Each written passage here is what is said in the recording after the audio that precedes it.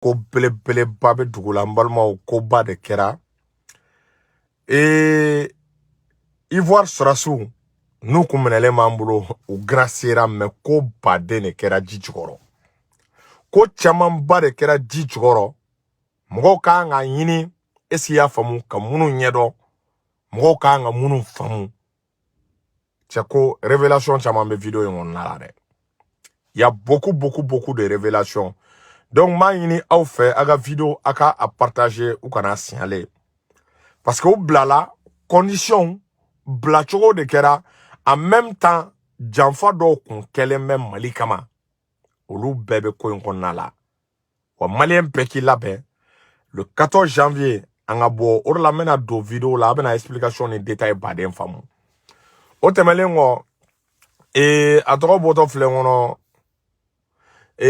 an ka foli belebele bɛ n'i y'a ta k'a lajɛ an ka serifukɛ ye Cheikh Sherif Tiami Aidara kabako fura tigi ala ye serifukɛ sɔrɔ kabako fura la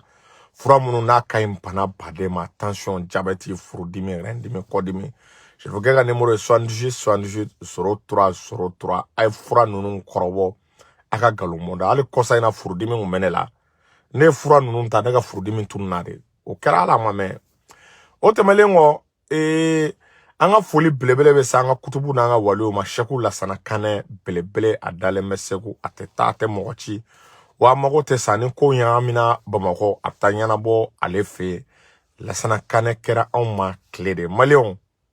walayi aw t'aw min baji jabali la a ye t'aw min a ye taa Lasana Kanɛ fɛ yen balimaw cɛkɔrɔba bɛ ko dɔn walayi ala ka ɲuman don ka Abubakar Kamara fo n'o y'a ka Mogadam Seydou Ba ka kadira ɲɛmɔgɔ o ka foli belebele bɛ yan ka Cheikh Sala Kanijalo dilikaw ka fierté est-ce qu'il y'a faamu Kanijalo lakaw ka fierté morikɛ min n'a tɛ dɔgɔkun kelen kɛ Mali la Cheikh Sala Kanijalo ale de fa ye Segu Dawuda Kanijalo fo yan fɔ Tubakura olu bɔra Muhammadu Abdulayi Sadu ninnu de la o dili Umu kana se Sidi Moribo Kan ninnu ma Kanijalo ka Amadu Kanijalo fo ale fana ye G3 dɔ ye a sigilen bɛnnen bɛ dili Mamadu Kanijalo a ka foli belebele bɛ yan ko dilikaw ko menace sécuritaire bɛ dili k'u k'a lajɛ an ka autorités ka patrouille caya dili n'a environ na parce que jatigɛlikɛla walew yera yen ok o tɛmɛlen kɔ k'an ka sinafɔ kɛ an ka partenaire filanan Damsa n balimaw y'a ɲini a ka sinafɔ kɛ ka fura san farafin fura lakikaw fura minnu n'i y'a ta k'a lajɛ Mali autorités yɛrɛ de ye papier bɔ k'a di ko sinafɔkɛ ka fura ka ɲi Damsa tigi k'a ka fura ka ɲi ko farafin fura gɛrɛgɛrɛw sans effet secondaire n balimaw cɛ a ye Damsa ɲini a ka san dɛ a ye Damsa ɲini Damsa ka ɲi bana camanba de ma est-ce qu'il y'a faamu infection b'o la rɛndimi b'o la diabète b'o la a ye sinafɔkɛ ka fura ɲini dɛ a y'a ɲini a ka a san donc ni mɔgɔw n'u ma da an bɛ don an ka direct kɔnɔ mais a ye partage de fanga bonya balimaw bi a ye disons kunun parce que a kɛra il y a 3 heures de temps est-ce qu'il y a faamu donc le 6 janvier n'o est tout juste parce que nin bɛ ka nin direct kɛ an bɛ minuit de la le 6 janvier tout juste n'o ye kunun an kɔrɔ Assimi bɔra ka grâce présidentielle le accordé Ivoire sɔrɔsi minnu kun minɛla an ka jamana kɔnɔ n'u minɛla u kun bɛna Mali janfa u kun bɛna Assimi ninnu bɔ fanga la u ni marifa cɛjugu yera marifa minnu bɛ tiɲɛni kɛ n'a ka teli adamadenw ni yɛrɛkɛli la u n'o marifaw yera en même temps tuguni u yera janfa belebeleba de la ka Mali yɛrɛ basigi n'i y'a ta k'a lajɛ an ka n'o y'an ka sûreté intérieure ye Mali basigi u yera k'u bɛ fɛ ka dangarikɛw la cɛ n balimaw Mali yɛrɛ sariya la crime kojugu tɛ yen k'o bɔ o ye kojugu dan de ye kojugu kɔdan de ye o ye donc i b'a ye k'a fɔ Ivoire sɔrɔsi ninnu u jugera o de la les 49 mercenaires an bɛ mɔgɔw hakili jigin Mali kiiri ye peine pɛnpɛrɛn ninnu kun Mali kiiri ye sanction da ninnu kan a sanction a bɛ lakali zana la a sanction a bɛ lakali histoire la Mali kiri ko Ivoire sarasi cɛ 46 k'a ye san 20 kaso de pɛnpɛrɛ a kelen-kelen kun 20 ans de prison a ma ban dɛ Mali kiri ko k'u bɛɛ kelen-kelen u ka 2 millions sara cɛ 46 k'u ka 2 millions sara muso minnu kun b'a la n'o ye musobakɔrɔ minnu kun b'a la Mali kiri ko k'a ma ban dɛ ja diɲɛ ja Mali kiri ba ja sentiment tɛ Mali kiri la sentiment tɛ ko muso minnu ni olu blala pour des raisons humanitaires k'u kana procès do n'olu mana ja klala ka don k'olu de ko in cerveau ja olu de kun nana esi y'a faamu ka mercenaires nunu k'u ka naliw préparer olu de kun ko in bɛɛ ko in cerveau ma yɔrɔ olu de kun kan ka tiɲɛni kɛ Mali kiri a ye peine de mort de da peine exemplaire Mali kiri ye peine de mort de da esi y'a faamu 3 militaires muso nunu peine de mort ko n'u yera ko k'u jɔ ka mugu c'u la k'u faga donc Mali kiri ma daw ma dɛ ko muso nunu k'u bɛɛ ka million tan sara 10 millions ni y'o fara 46 nunu 46 soldats olu ka 2 millions on se retrouve à 122 millions 122 millions Mali kiri ko Côte d'Ivoire k'u ka o de sara u ye tiɲɛni min kɛ u ye dégâts min don Mali kun u kun bɛna le basigibaliya min kɛ an y'u gardeli min kɛ an ka kaso kɔnɔ an ye fɔ ni an y'u labaloli minnu kɛ Mali ko a État ko ka 122 millions ko ka o sara ça veut dire que kiri in tɛ hali ni kiri yafa kɛr'o ma wariko yafa tɛ se ka kɛ o ma wariko bɛ sara donc o de senfɛ Maliyɛnw i b'a ye k'a fɔ Faure Gnassingbé bɛ nali caman kɛ su tile parce que u ye diɲɛ bɛɛ bila ka kuma Assimi fɛ u ye pression sugu bɛɛ kɛ Américains ye pression kɛ Assimi kan est-ce qu'il y'a faamu CEDEAO chef d'état ye pression k'a kan diɲɛ bɛɛ pression kɛ Assimi kan ko ka soldat ninnu bila ko n'a y'u bila u ma juger ko peuple malien ka tigɛ a la ko n'a ye soldat ninnu bila ka sɔrɔ u ma juger ko malien k'u ka confiance bɔ a kan a don a kɛra ten dɛ i bɛ fɛn bagabaga fɛn min bɛ siran fɛn min tɛ siran n'i ko k'i b'o bagabaga o bɛ tiɲɛ de f'i ye dɛ i mana nɛgɛ bila gangara n'i ye nɛgɛ bila gangara a tɛ foyi f'i ye a bɛ nɛgɛ kan de f'i ye Assimi ye nɛgɛ de nɛgɛ de don wa a ye nɛgɛ kan de fɔ k'u tɛ bila n'u ka kiri ma kɛ hɛrɛ bɛ si hɛrɛ bɛ tile hɛrɛ wɛrɛ bɛ o kɔ est-ce qu'il y'a faamu bon i b'a ye k'a fɔ mun de kɛra o senfɛ donc ni Mali kiri ye en même temps ɲinana yɔrɔ dɔ kɔ Ivoirien ninnu u ni marifa min nana k'u bɛna tiɲɛni kɛ Mali la n'o marifa de kan k'u dɛmɛ ka baara kɛ o marifa ninnu i b'a bisigi dusɛtiw b'a la lansorokɛtiw minnu bɛ da kɔ la olu b'a la est-ce qu'il y'a faamu explosifs b'a la grenadiw b'a la marifa minnu n'u bɛ se ka adamaden 100 faga ɲɔgɔn fɛ a bɛ fɔ o de ma les armes de destruction massive Mali justice ko marifaw kɛra Mali ta ye o marifa o tɛ segin tuguni quoi soldats bɛ taa mais marifa o kɛra propriété malienne ye Maliyɛnw aw bɛ mun de ɲini tuguni marifa kɛra an ta ye u bɛna wari sara u condamnera diɲɛ bɛɛ ko k'u ka bila wagati min na u ma bila o wagati la cɛ Assimi y'i se kɛ mɔgɔ dan ye a se de i tɛ se ka tɛmɛ i se kan o de la bi Mali ye grâce présidentielle Mali ye o signé Assimi ye décret ta ko cɛ minnu n'u u nɔ yera Mali janfa la n'u ye nɔ yera Mali déstabiliser la Assimi ko k'a yafara u ma ministre bɔra Abdoulaye Maïga a ye communiqué kala ko Assimi filɛ k'a ka yafa k'a yira k'a fɔ est-ce qu'il y'a faamu a ka hakɛ to an ka lumière fɛn na Assimi bɔra k'a yira k'a fɔ k'ale yafara est-ce qu'il y'a faamu sarasi minnu Ivoirien minnu n'u nana ka kojugu kɛ an ka jamana kɔnɔ a ye nin yɔrɔ lamɛn n balimaw ko n'i ye ko in gɛlɛyalen ko in ko n'i y'a gɛlɛyalen ko CEDEAO président ko nafigi soli fana jagili est-ce qu'il y'a faamu Faransi ka jɔn Faransi ka ciden n'o ye CEDEAO président ye n'o ye Embalo ye mɔgɔ min n'a ka jamana ale dɔnnen bɛ ni drogue feere de ye embalo donné meni est-ce y'a famu drogue fere jamana de don tuma be coup d'état be ka a jamana la o ko ni CEDEAO ya ka nyemgo ya di oma o nyemgo o de nana kale be Mali bagabaga o nyemgo o de nana est-ce y'a famu ka fo kale be Mali menacé ka délai di Mali ma ka ultimatum di Mali ma ko ni Mali ma soldat bla ko CEDEAO be kolato Mali la ka délai di Asimingo ko jaite Mali don communiqué kono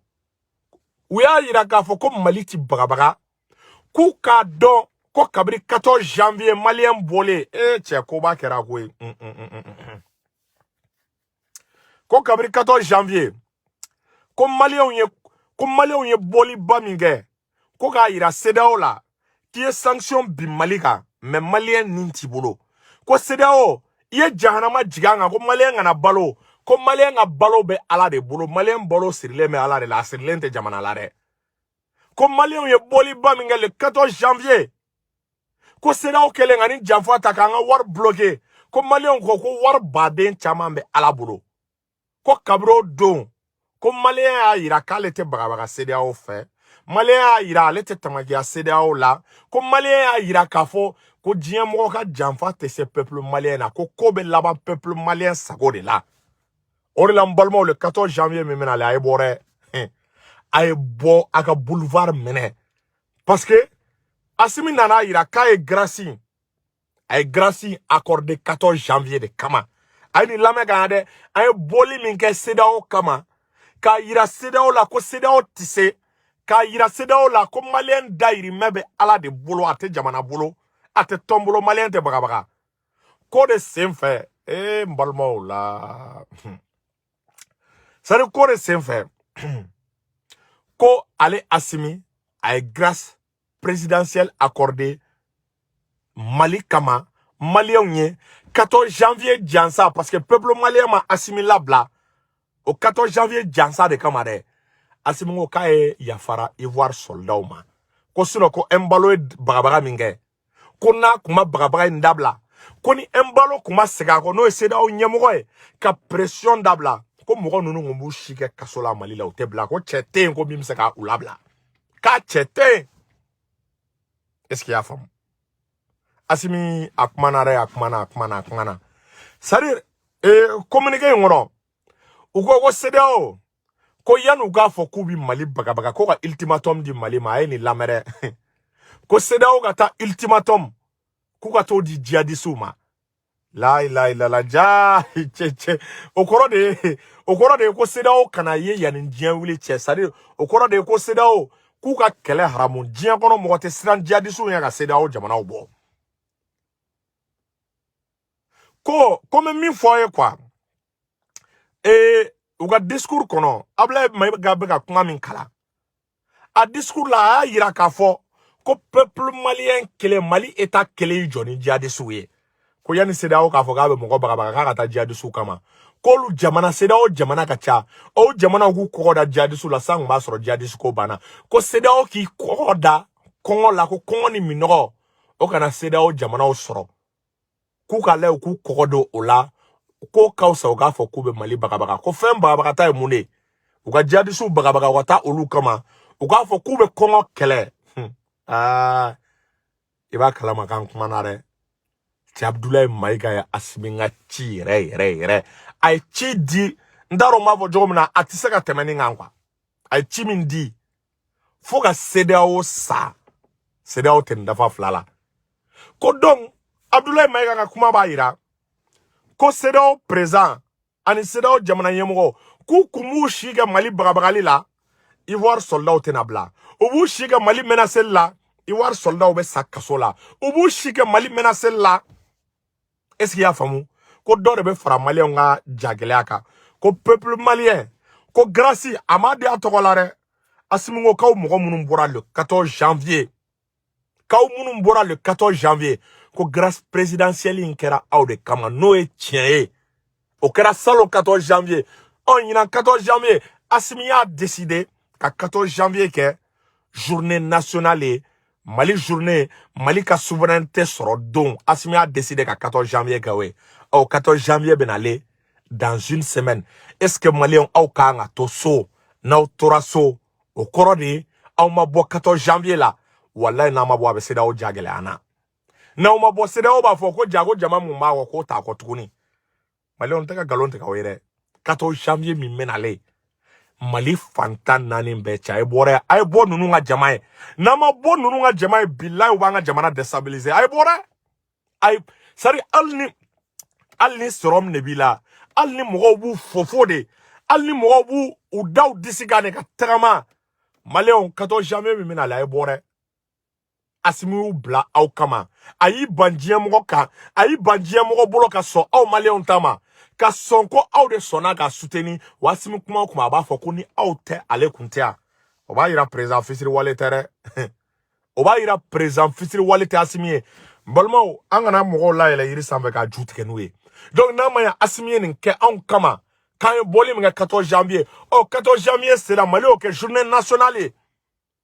Mali ko kay nunum bla ko parce que ko a sona ka résister 14 janvier là ko ka ira CEDEAO la ko CEDEAO te en bagabaga 14 janvier allez grâce accordé ni mercenaires nununye au boya kama 14 janvier benase o ka nga fêter est-ce que au fêti la mbalma au ka nga toso ni mugo toraso ni ko asimi nga fanga soro ko ga asimi soro Malion wala on de asimi la ila iri sambe ka juti kana ay bo 14 janvier de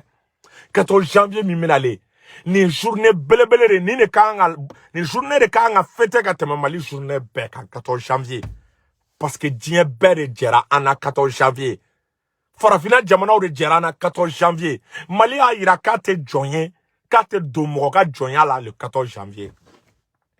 donc balmao même une fois c'est le 14 janvier donc il va ka fo asimi a ira ko grâce présidentielle lana ni akilina de kama 14 janvier parce que dien be desera aller peuple malien le lame ay mo nunu juger wa obesegi abena obla tout ka jamana la mais malien a bleu kuna no tout ka jamana la obe 122 millions sara memorandum na en même temps blali mage foure il faut des engagements d'oreta kate Mali janfa ate Mali déstabiliser ani Mali bena dia boyani respect bena jamana ni yonche wa activiste munu be Mali doya ate so o ka to sigi Côte d'Ivoire est-ce que avec femme tchao Mali déstabiliser qui dit sigi Côte d'Ivoire memorandum na nimbeba ira aba kono ko o janfa o bedabla la Ivoire tenason ina fo yoro présent Malien doc ntara yere déclarer qu'elle présent aga fanga mateme seconde duru yonga iba ka fo olu tigilamo Ivoire tena son tuguno ka kaka jamana ka activiste munu be Mali nini Ivoire tena son tuguno ka kaka jamana ka Ivoire tena son financer est-ce qu'il y a famu Ivoire tena son financer on Ivoire ma son financer o ba ira ka fo memorandum kuma ga min temena Mali ni Côte d'Ivoire te bengana pour que nous nga gracier o ba ira ka fo quoi memorandum ka asabatira Mali on me kuma ro fo asimi discours minge a discours minge kunu discours na kuma ro fo ko ni bina Malika Mali ba tasara ila ni dona Malika 18 kono o ko tise ka ban iba kalama akabe nuko inema ko tise ka ban fika doke Mali be doke ko me ko fe ka doke Mali ko Mali sege blate ne e kana ko kauna an ngan sigi ko lai e ka segi nga tate e ma fenke an ye asimingo ko teke akunkame ni woro la mercenaire nunga korema c'est-à-dire unana anga jamana la we cheninga kutese ku kodone fuka fendo de kanye ou be fendo de kanye we war saranye ou ka marfa menela en même temps ou ka jamana yemo engagé est-ce qu'il y a famu kute Mali janfa ou te Mali déstabiliser o de sef iba e ka foko bengangera jamana nunu ni oje donc Malion ayaw aklis sigi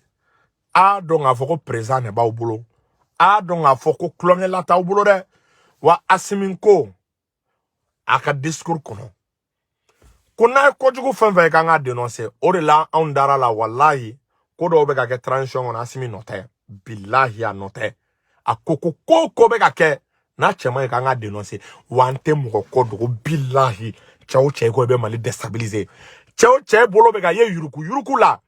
mogo ikera sarasiye ikera militaire ikera civil nere be ka janfa ta ka jamana sɛgɛrɛ na mi tɔgɔ fɔ ala kana yɛrɛ kan ye cante cɛ si kari se galon kan cɛ o cɛ be janfa la k'i be fanga in i b'a tiɲɛ ou bien e ka ko be ka kɛ sababu ye ka mangoya lase fanga ma billahi a mi dénoncer wa an tɛ reculer fɛnɛ parce que anw jɛra ni ŋɔni transition na mɔgɔ ka bagabaga t'an lasira i tɛ se kana kɔrɔbɔ yɛrɛ i be fɛrɛ k'a ni ne minɛ k'an datugu kaso la sinon n'an y'i tɛgɛ ta i be nimisa kun jumɛn na i ye baara min kɛ i be nimisa billahi kun min na i y'a kɛ o de la Asimi ko la an tɛ kulon an tɛ taa tɔ la dɛ cɛ o cɛ ko i be fanga in menacer ko i be fanga in déstabiliser cɛ o cɛ ko i ka action kolon e ka kojugu kolon est-ce qu'il y a bon e nege kama ou bien ka intérêt dɔ kɛ mɔgɔ dɔw ye ou bien k'i b'anw ka révolution tiɲɛ ka wari kɛ k'i bɛ adamadenw san n'an y'i dɔn wa an t'i to yen wa mɔgɔ b'a baara la transition na o k'a dɔn k'u ka dabila dɛ an bɛna le dɛ an bɛ k'an labɛn an bɛna le dɛ an t'u to yen dɛ donc nin ye message dɔ ye est-ce qu'il y'a faamu ka da u tigilamɔgɔw tulo kan est-ce que vous voyez donc même min fɔ maliyɛnw ye ka video in bila maliyɛnw Asimi ye grâce di mɔgɔ ninnu ma le 14 janvier a ka discours kɔnɔ Abdoulaye Mayiga discours min kana discours in y'a yira ko le 14 janvier est-ce qu'il y a faamu ko maliyɛnw bɔra k'a yira u tɛ sira CEDEAO ye donc le 14 janvier min bɛnale o bonya n'o jansa kama maliyɛnw y'a yira ko olu bɛ sa ale Asimi nɔfɛ k'u tɛ sira CEDEAO ka sanction ye o de la ale ye grâce accordé CEDEAO ye 14 janvier bɛ ka se an n'a tɔ une semaine a dun kan ka fêter Asimi y'a kɛ fête nationale ye maliyɛnw bɛ min fɔ aw ye nin yɔrɔ la an ka bɔ le 14 dɛ wallahi n'an ma bɔ le 14 an ye Asimi lamaloya n'an ma bɔ le 14 an ye Asimi humilier n'an ma bɔ le 14 an y'a layɛlɛ yiri sanfɛ k'a ju tigɛ n'an ma bɔ le 14 i bɛna ye décision caman bɛna ale dans les jours à venir ni Mali ma se k'i jɔ a jɔyɔrɔ la o kɔrɔ ye aw nɔ don dɛ parce que an bɛna Asimi ja fɛgɛ yan pour que ka kobaw kɛ ka kumabaw fɔ il faut que a jama de ka y'i kɔ n'a jama ma y'i kɔ a bɛn ala ni kira cɛ i ja tɛ gɛlɛya k'a fɔ dɛ n'an ma bɔ le 14 an bɛ fɛ Asimi ka taa sira min fɛ billahi a tɛ se ka taa fɛ parce que o kɔrɔ de ye ko peuple malien bɛ ka commencer k'i cɛ ka bɔ a kɔrɔ parce que salon an y'a layɛlɛ yiri sanfɛ an jamaba bɔra ɲinan n'anw ma bɔ o kɔrɔ ye k'a bɛ ka baara min kɛ k'a man di anw ye communauté internationale ɲɛ bɛ don a la France ɲɛ bɛ don a la CEDEAO ɲɛ bɛ don a la n'aw ma bɔ maliyɛnw a bɛɛ ni ala cɛ Asimi kan ka baara tɔ min kɛ n'a sera ka dafa a ka tigɛ na a ye bɔ le 14 dɛ a ye bɔ ninnu ka fɛn le 14 a ye bɔ ninnu k'a dɔn an ka jama ka caya ni kɔrɔlen ninnu k'a dɔn ko Asimi u k'a dɔn k'a fɔ ko Asimi k'a ka ko ka bon maliyɛnw yɛrɛ de bolo